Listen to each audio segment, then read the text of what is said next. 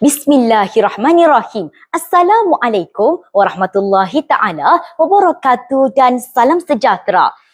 Nama diberi Muhammad Khairul Nasirin bin Khairul Akmal, bersekolah di Sekolah Agama Menengah Sungai Selisik dan kod sekolah saya ialah BFT 5001.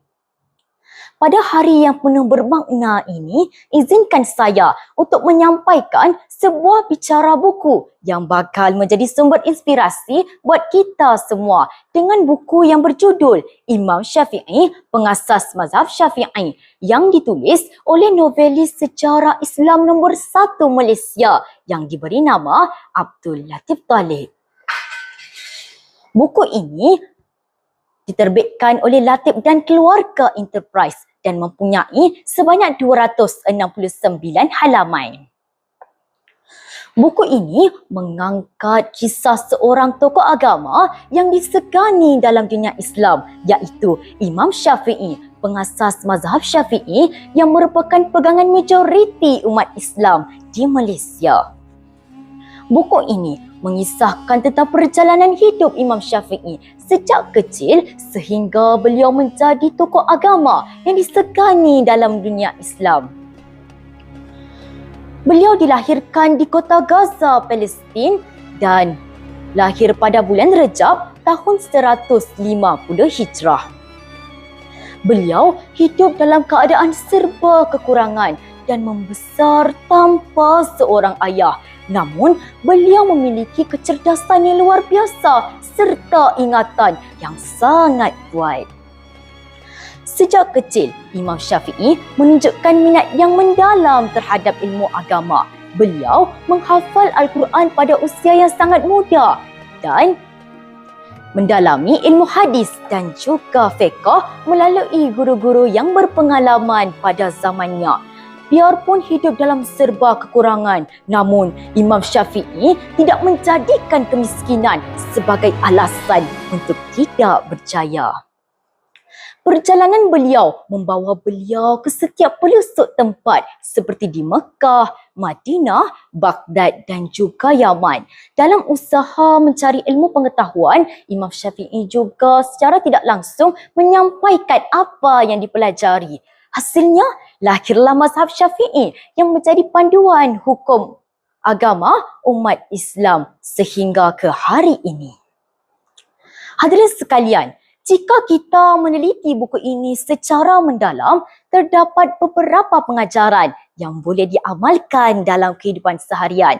Yang pertama, ketekunan dalam menuntut ilmu. Imam Syafi'i menunjukkan bahawasanya kejayaan tidak lahir secara sendirinya. Beliau berusaha mencari ilmu pengetahuan seperti merantau jauh demi mendapatkan ilmu yang sahih. Kedua, pengorbanan dalam menuntut ilmu. Imam Syafi'i bukan sekadar mengorbankan masanya, tetapi juga mengorbankan keselesaan hidupnya sendiri semata-mata demi mencari ilmu pengetahuan. Hadirin sekalian, biarpun buku ini syarat dengan penceritaan dan juga motivasi, terdapat beberapa perkara yang bagi saya boleh diperbaiki. Antaranya, buku ini mempunyai penyampaian fakta yang lebih kurang berbentuk naratif cerita berbanding fakta secara ilmiah. Ini menyebabkan pembaca yang ingin membezakan mengenai mazhab dan juga ilmu fiqh perlu mencari sumber tambahan. Walau bagaimanapun, perkara tersebut langsung tidak menjejaskan buku ini sebagai nilai utama sebagai bentuk motivasi dan juga pengenalan tokoh agama. Hadirin sekalian, antara nilai-nilai murni yang kita boleh ambil daripada buku ini ialah ilmu merupakan kunci kejayaan di dunia dan juga di akhirat. Dan yang kedua, usaha yang berterusan akan memperoleh kejayaan biarpun berhadapan dengan kesukaran. Dan yang ketiga, kita perlulah sentiasa berfikir secara kritis tetapi haruslah berlandaskan Al-Quran dan juga sunnah Rasulullah sallallahu alaihi wasallam.